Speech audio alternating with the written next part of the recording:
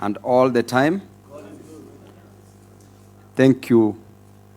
And about the 10-point agenda that was purportedly released yesterday, I want to say that that was just a mere PR exercise. Everything that was released yesterday was all gibberish. It was all balderdash. It was neither important nor detailed. The detailed parts were not important, and the important parts were not detailed. I want to talk about a few issues that I saw. Issues revolving around the 10-point agenda points to a specific thing: jobs, jobs, jobs. Jobs for the youth, jobs for our women, jobs for our men. This nation, we were promised jobs, that we would get jobs to a tune of around 1 million jobs annually, per year. What are we seeing in return? Just PR exercise. With the issue of the jobs, because of lack of jobs, the youth are going on the streets. Because of lack of jobs, our people are suffering.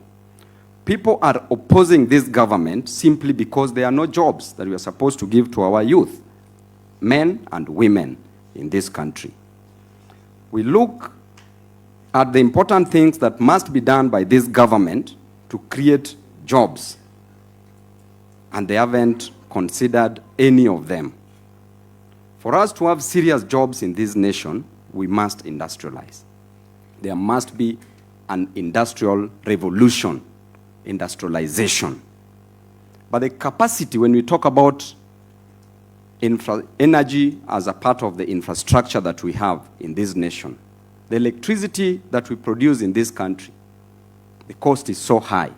We only produce around 3,800 megawatts that cannot support industrialization in this country. Then the president was telling us that by the year 2040, we should be producing only 2,000 megawatts of electricity by the use of nuclear reactants, nuclear energy. Meanwhile, our neighbor here in Ethiopia, in 2025, launched the Grand Ethiopian Renaissance Dam. That dam alone is producing 5,150 megawatts of electricity. Kenya itself is importing 400 megawatts of electricity from Ethiopia. That dam contains 74 billion cubic meters, the capacity, and was constructed at a cost of only 4.8 billion US dollars.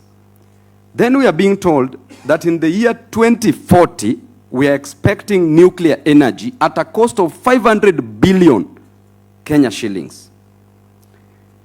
The cost, the housing that we are doing, affordable housing, per year we are spending 120 billion Kenya shillings.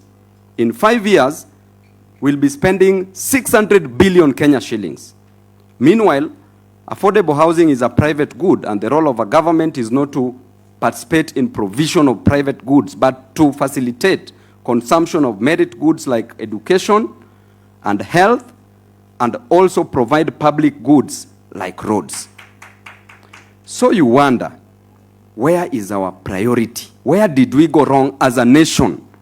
That what we want to achieve in 2040, Ethiopia has already achieved by 2025.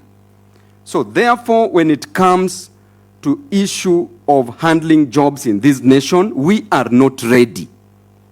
Electricity is very costly in this nation as compared to East African countries. So without that proper energy as part of the infrastructure, we cannot create jobs. And because of that, the youth will continue rising, and the youth will continue demanding for what is rightfully theirs. Lastly, on the issue of the public debt, we were being told so many things about public debt. Everything that was mentioned about public debt yesterday is completely out of place, is completely mere statements of puff and misrepresentation of facts.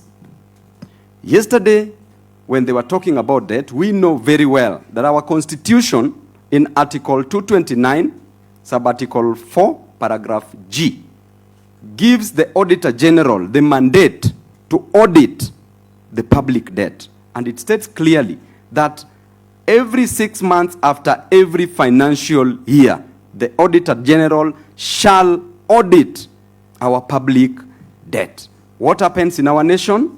The system, the government, does not allow the Auditor General to audit our public debt. What is happening in our public debt? Right now, we have a debt of 12.3 trillion Kenya shillings. Out of that, 6.8 trillion is the domestic debt. Then 5.5 trillion is the foreign debt. Then every year we are paying 2.3 trillion as debt. The problem is not taking a debt. We all know all this from the economists who are here, that a debt is not a problem. But what you do with that debt is what is the problem. We borrow money for personal consumption. We borrow money for recurrent expenditure. We borrow money to loot as a nation. And the moment you loot that money, that debt becomes unproductive debt. The debt that we have is not productive. And therefore, we are not even creating jobs, because the moment we make the debt be productive, then we shall be creating jobs with that debt. A child born today in 2026 is born with a debt of 200,000 Kenya shillings, approximately. Therefore, where are we headed as a nation? Because we are still going to borrow more money just to waste.